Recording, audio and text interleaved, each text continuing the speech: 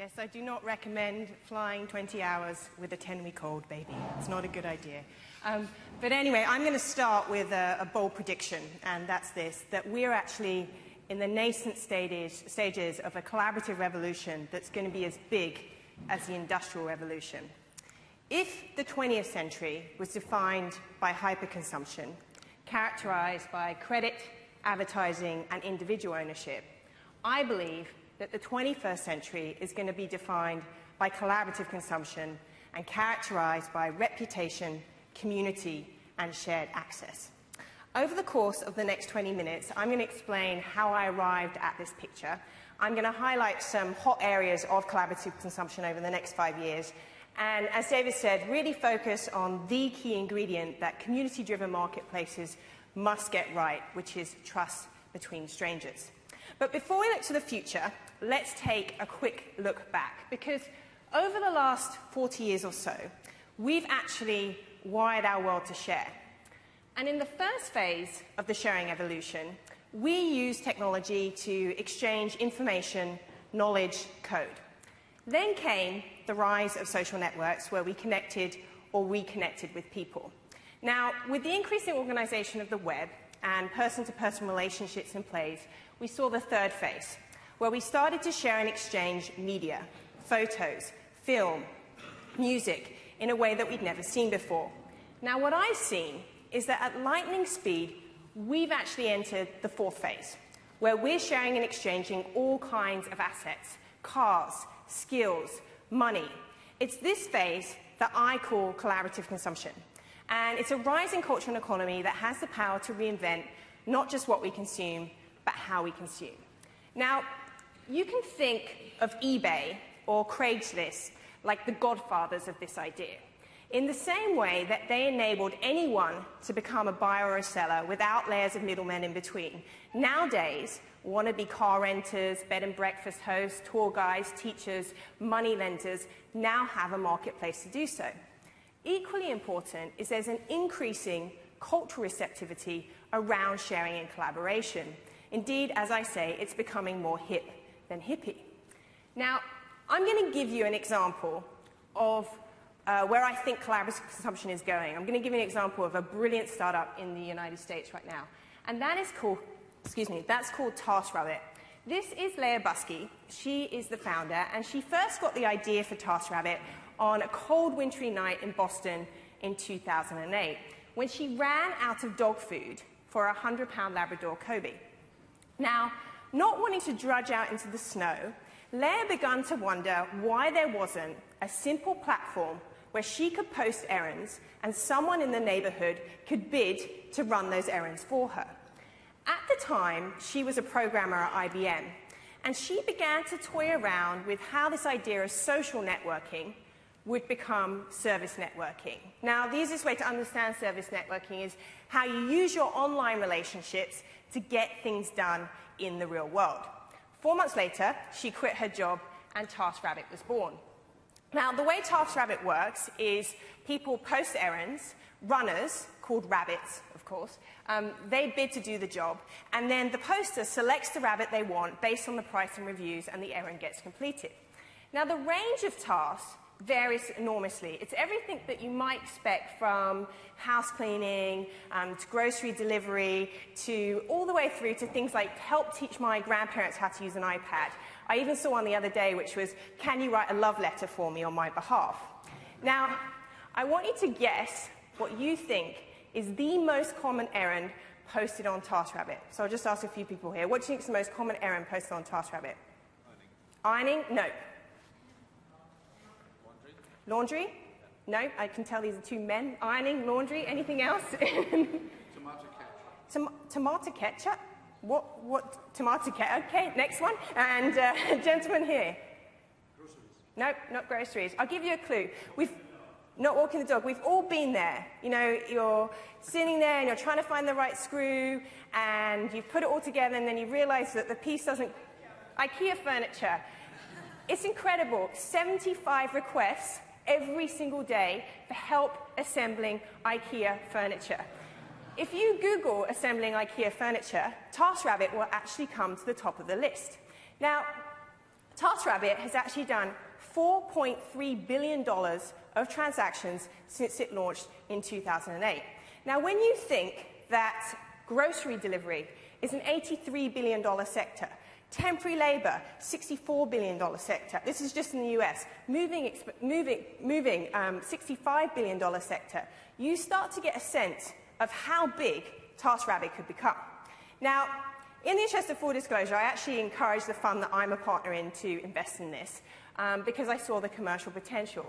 But more importantly, I fundamentally believe in the core of the idea, because what it's about is empowering people.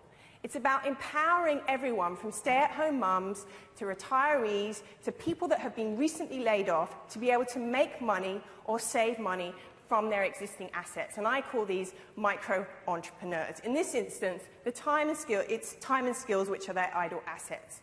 Now, TaskRabbit is an ingenious idea in itself, but it also highlights how social, mobile, and location technologies are coming together and coming of age to create two fundamental principles that make collaborative consumption possible, and that is efficiency and trust. We now have an unbound marketplace to match millions of haves with millions of wants, whatever they may be. In other words, we can trade buyer to seller, borrower to lender, neighbor to neighbor, without layers of transaction costs and middlemen in between. Equally important is that technology creates the social glue for trust to form between strangers. We now live in this so-called global village where we can mimic the exchanges that actually used to take place face-to-face, but on ways and in a scale that have never been possible before. So what I think is interesting is that technology is actually taking us back to really old market behaviors.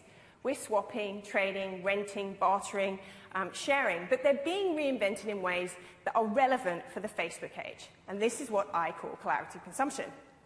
Now, I have a confession to make, which was I was doing my book tour this time last year, and it was really interesting because I was getting a lot of bemused looks around this idea. And I think it was pretty telling that the most common question that I was asked is this a short-term trend or a reactionary blip to the recession? I sensed that people saw this as a threat, not an opportunity. Now, just 9 months later, people are saying, how big could collaborative consumption become? What broken industries can it help reinvent? What social problems can it help solve? And that's because the technology is coming of age. So let me just give you two sectors to give you a sense of the scale, size, and possibility. So Mintel recently did a study that showed only 18% of people in the UK trust big banks. Meanwhile, there's another sector that's going through extraordinary growth, which is called social lending or person-to-person lending. This is when people lend money directly to each other. Now, Zopa, which is Europe's largest provider, went through 62% growth from 2010 to 2011. The global market for peer-to-peer loans this year alone is going to be $500 million. Now, what's interesting that always gets people is not the interest rates, is the default rates, because lending money directly to each other seems like a bit of a crazy idea. Now, if you think that credit card rates, the default rates around 8 to 10%, traditional banks is 3 to 4%, on Zopa and other social lending platforms, it's 0.9%. Now, I spent a lot of time with borrowers and lenders because I was fascinated by this, and what I found is they all talked about trust and accountability. They said, I trust you more than a big bank. And they talked about money becoming human again. Now, let's look at another sector, which is peer-to-peer travel. Now, this is undeniably one of the fastest-growing sectors of collaborative consumption. For those of you who don't know, things like One Fine Stay, CrashPad, and the biggest of them all, Airbnb, match people with spaces to rent, with people looking for unique spaces to stay and authentic travel experiences. Everything from castles in Scotland, to beach huts in Thailand, to cool lofts in Manhattan, to igloos, I kid you not, to you can rent this island in Fiji for $500 a night, are all being rented out peer-to-peer. Now, Airbnb increased in number of nights booked 1,200% since this time last year. Airbnb have done over 2 million reservations to date. They've become the 30th company, 30th venture-backed company in history to receive a $1 billion valuation. Now, that might seem inflated, but when you consider the vacation rental market alone is an $80 billion sector, and that's only one segment they're playing in because there's all kinds of space rental, that number starts to make a lot of sense. Now, I was speaking to the Airbnb guys, and I was saying, like, how can we give people a sense of the scale of this thing? And we came up with two great stats. The first is there's enough British people using Airbnb to fill the O2 Arena twice. But this one is incredible. All these pink squares are Airbnb rooms from last week. More people tonight will stay in Airbnb accommodation in New York than in a hotel. So there's been a lot of interest in the profit and sharing by venture capitalists and media, and this is fantastic because this is going to take these ideas into the mainstream. But my passion, and why I spent the last few years helping entrepreneurs, trying to create a common brand and understanding around collaborative consumption, is because I've seen how it's connecting with people at a deep values level. There's this widespread fatigue in faceless transactions and anonymous mass-produced goods and empty consumer promises. But the flip side of that is that we are seeing a resurgence in the belief in the importance of community, both in the virtual and real worlds. I actually think that farmers markets and Facebook have a lot in common with each other because they're feeding our social self, the side of us that seeks connection and belonging. Now, in the same way that we want more farmers markets and corner shops versus supermarket chains, and we want to buy beautiful gifts from real craftsmen on Etsy, we want to lend money, to real people. We want to stay in real homes with real people. In the world of collaborative consumption, people are investing in meaning. They're investing in industries becoming human again. So now to the future. Now I've given you a context of what it is. And I'm going to highlight what I think are 4 hot areas for collaborative consumption over the next 5 years. The first, or as people put it to me, what is the next Airbnb? The first is access over ownership. Now, access over ownership actually has 2 drivers behind it. And the first is relationship to stuff, a changing relationship to our stuff. And the second is an awareness around frequency of use. Now, Kevin Kelly actually gets credit for first using access over ownership. He wrote a brilliant blog post about 3 years ago where he talked about our possessions dematerializing into the cloud. Now, the fact is that our relationship to stuff is far less material than any previous generation. I don't want the DVD. I want the movie it carries. I don't want the CD. I want the music it plays. I don't want an A to Z. I want directions from A to Z. In other words, we're a generation that doesn't want stuff. We want the needs or experiences it fulfills. Now, the second driver to access over ownership is this notion of what I call idling capacity. And this is the untapped social, economic, and environmental value of underused or underutilized assets. That's everything from the car that sits idle 22 hours a day, to the evening dress that we wear once and never wear again, to rooms in this hotel that are sitting empty. All these things have idling capacity. Now, what we're starting to see happen is innovative service models where we figure out that people actually want to pay for the benefit or usage of a product without needing to own it outright. Now, one of the sectors where this is really taking hold is cars. I'm not going to talk about Zipcar, but I want to look at the evolution of one sector. What's happened over the last 50 or 60 years is we've gone from outright ownership to the entry of first-generation rental models, so things like Avis and Hertz, to around 10 years ago where we saw business-to-consumer car sharing, so the likes of Zipcar and Streetcar. Then, around 3 years ago, smart entrepreneurs realized that the expense in the business-to-consumer model was the cars themselves. And there's all these cars that sit idle for 22 hours a day. Why not give people a way to monetize them? So they introduced peer-to-peer car sharing. Now, what I think is telling is that in the last 18 months, BMW, Ford, Peugeot, Volkswagen, and just last week have all entered, GM just last week, have all entered the car-sharing sector. In the same way that smart newspaper companies are realizing that their business is no longer defined by the second word paper, but the first word news, car companies are realizing they're no longer in the business of ownership, they're in the business of mobility services. Now, it was really interesting to look at the press around Ford and Zipcar's announcement. They recently partnered. And Bill Ford said, we shouldn't be threatened by this. We should embrace this as an opportunity. In other words, like the music and publishing sector, they have a choice. They can reinvent themselves or protect themselves. They can disrupt or be disrupted. Now, the second big hot area of collaborative consumption to watch is what I call collaborative lifestyles. Now, it's not just physical stuff that can be shared and exchanged. It's less tangible assets like time, spaces, skills, and money. TaskRabbit, Airbnb, Zopa, Kickstarter, co-working spaces, these are all examples of collaborative lifestyles. Now, I'm often asked, what's my favorite example of collaborative consumption? And that's a bit like picking your favorite child. But I have to say, I'm most passionate about this category. And the reason why is it's tied to an important realization of what technology can't replace, but what it can enable. And that's that's meaningful human relationships. Technology can't replace, but it can enable meaningful human relationships. And what we see in collaborative lifestyles is people using the internet to get off the internet, to have real-world physical experiences. That's what's happening in TaskRabbit. That's what's happening in Airbnb.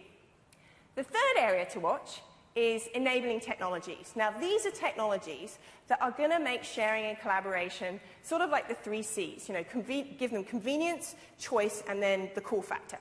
So the first of those is payment systems, right? It's got to be easy to pay one another.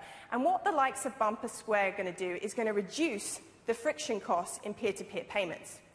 The second is keyless systems that are actually going to make it more secure to access other people's stuff.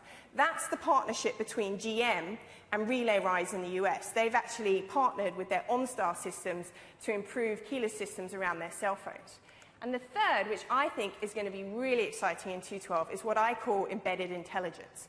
These are things like QR codes and augmented reality that we can embed to stuff to make it smart, social, and shareable. So let's go back to where I started, because this is the fourth area, and it's really the biggest but most grey area of collaborative consumption, and that is trust between strangers. Now, every idea needs a poster child, and Airbnb has become the poster child for collaborative consumption. But it also highlights the challenges and opportunities of marketplaces built on trust. Now, it's really funny. I met the Airbnb guys in 2008, and they were living and working in this tiny apartment in San Francisco, and I kid you not, they were selling Obama O cereals and Captain McCain's, actually, it was the time of the election, to pay their bills. This is a dead true story.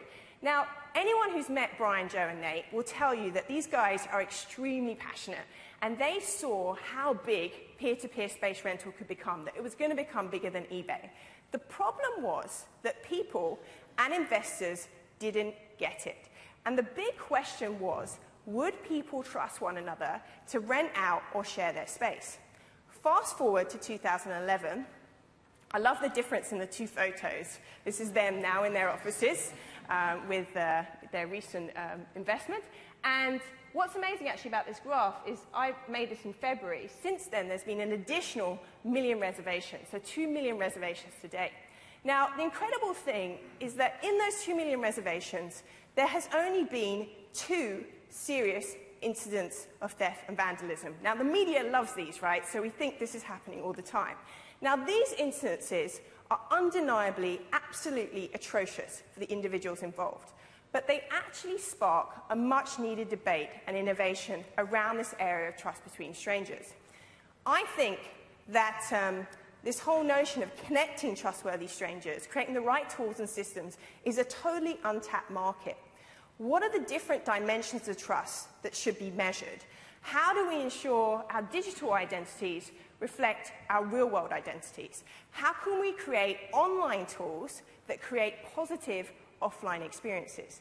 I think it's so interesting that I'm actually going to dedicate much of next year to looking into this area and maybe write a book on it, because it's just so grand but so big and wonderful. And one of the areas that I'm looking at is the idea of reputation capital.